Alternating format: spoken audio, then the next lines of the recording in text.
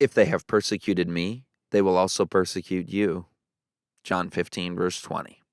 There is no greater evidence that Satan is working than that those who profess to be sanctified to God's service persecute their fellow beings because they do not believe the same doctrine that they themselves believe. These will rush with fury against God's people, stating as true that which they know to be untrue. Thus they show that they are inspired by him who is an accuser of the brethren and a murderer of the saints of God. But if God permits tyrants to do with us as the priests did with his Son, shall we give up our faith and go back to perdition? It is not because God does not care for us that he permits these things to be, for he declares, "Precious in the sight of the Lord is the death of his saints." Psalm 116, verse 15.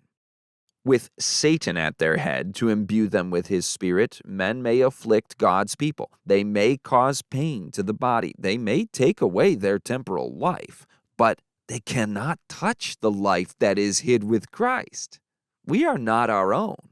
Soul and body, we have been bought with the price paid on the cross of Calvary, and we are to remember that we are in the hands of him who created us. Whatever Satan may inspire evil men to do, we are to rest in the assurance that we are under God's charge, and that by his Spirit he will strengthen us to endure.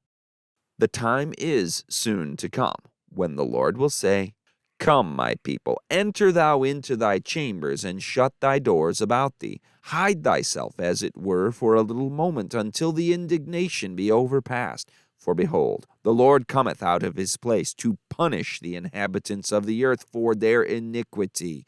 The earth also shall disclose her blood, and shall no more cover her slain."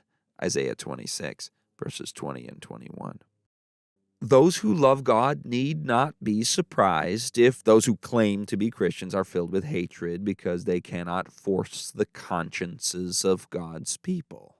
Not long hence, they will stand before the judge of all the earth to render an account for the pain they have caused to the bodies and souls of God's heritage.